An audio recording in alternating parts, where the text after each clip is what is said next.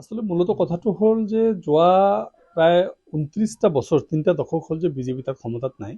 যদিও কেন্দ্ৰত বিজেপিত আছে, পাৰ্লামেণ্টাৰী ইলেকশ্যনত বিজেপি যথেষ্টখিনি ভাল হয় দিল্লীত, কিন্তু এছেম্বলি ইলেকশ্যনত আমি যে দেখিছোঁ যোৱা 10 বছৰে এটা দশক কমচে কম আপৰ হাতত আছে। তাৰ আগত 3টা টাৰ্মছ কনজিকিউটিভলি কংগ্ৰেছৰ হাতত আছিল। কিন্তু এইবাৰৰ ৰিজাল্টটোৱে আপৰ যিখিনি কথা আপৰ কথাখিনিৰ মাজতো কোনো তেনেকুৱা ধৰণৰ কোনো নতুনত্ব নাই। সেই স্কুলৰ কথাখিনি আহিছে, সেই হস্পিটেলৰ মহল্লা ক্লিনিকৰ কথাখিনি আহিছে, যিখিনি নতুন খুব বেছি তাত পাব লগা একো নাছিল। ইলেক্ট্ৰিচিটি বিল মুক্ত যিটো পানী দিয়াৰ কথা, তাৰপিছত আমাৰ মহিলাবিলাকৰ যাতায়াতৰ ক্ষেত্ৰত যিটো ব্যৱস্থা, এইখিনি কথা যোৱা 10 বছৰৰ পৰা তেখেতসকলে এইখিনি কথাই আওৰাই আছে। তো ইয়াত হয়তো মোৰ ধাৰণা যে মানে ভোটাৰখিনি ইয়াত কোনো ধৰণৰ নতুন ধৰণৰ পোৱা নাই। আৰু গোটেই ইলেকশ্যনত আমি দেখিছোঁ যে বিজেপিয়ে বহুত ফ্ৰী বস্তু দিয়াৰ ফ্ৰীবি যিটো টেণ্ডেঞ্চি, তাত এটা মুক্তভাৱে ৰাইজক কি সুবিধা দিব পাৰে, পাৰ্চনেল বেনিফিচিয়াৰী কেনেকৈ সৃষ্টি কৰিব পাৰে, দুটাৰ মাজত অৰিয়া আছিল। তো এই অৰিয়াউৰিৰ মাজতে আমি দেখিছোঁ যে যথেষ্টখিনি বিজেপিৰ প্ৰতি মানুহ আসক্ত হৈছে বা বিজেপিৰ ফেভাৰত ভোট দিছে।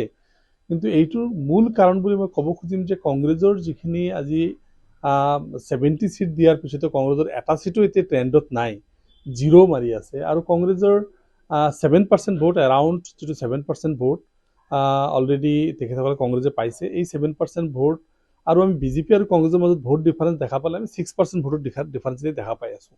কংগ্ৰেছ 7% ভোট লৈ গ'ল। দ্বিতীয়তে আমি দেখিছোঁ যে মুছলিম ভোটৰো আমি 8 to 10% মুছলিম ভোট কিন্তু এইবাৰ বিজেপিৰ পক্ষত যোৱা বুলি অনুভৱ কৰি আছে।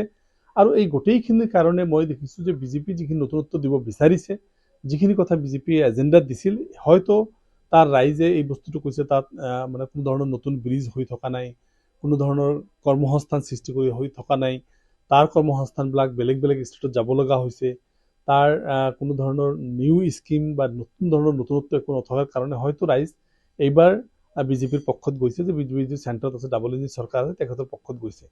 মই থুলমূলকৈ ক'ব, যদিও আমি সৰ্বভাৰতীয় সংযুক্ত গণতান্ত্ৰিক মৰ্চা আপক দিছিলোঁ এটা ডেম'ক্ৰেটিক পাৰ্টিক, আৰু কংগ্ৰেছৰ অত্যন্ত বেয়া অৱস্থা দেখি আমি আপক এই বস্তুৰ সমৰ্থন দিছিলোঁ, কিন্তু কংগ্ৰেছে যদি এলায়েন্সত থাকিলেহেঁতেন আজি কিন্তু তেখেতসকলৰ সেই এলায়েন্সৰ চৰকাৰটো হ'লহেঁতেন।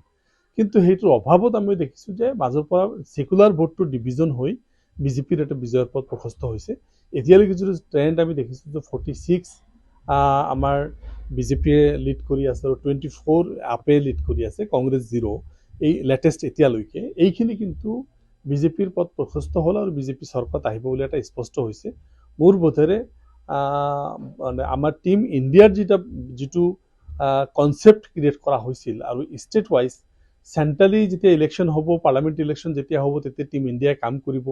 আৰু এছেম্বলি ছেগমেণ্টছত বেলেগ বেলেগকৈ খেলাৰ যিটো প্ৰৱণতা, আমি সেইটো মহাৰাষ্ট্ৰতো দেখা পালোঁ, ইয়াতো দেখা পালোঁ, ঝাৰখণ্ডতো দেখা পাইছোঁ, বিভিন্ন হাৰিয়ানাতো আমি দেখা পাইছোঁ যে ছেকুলাৰ ভোটটো ডিভিজন হোৱা কাৰণে, ছেকুলাৰ ভোটটো ভাগ ভাগ হৈ যোৱা কাৰণে আজি যিটো ছেফ্ৰন গ্ৰুপ বা আমাৰ যিটো বিজেপিৰ, তেখেতসকলৰ বিজয়টো সাব্যস্ত হৈছে।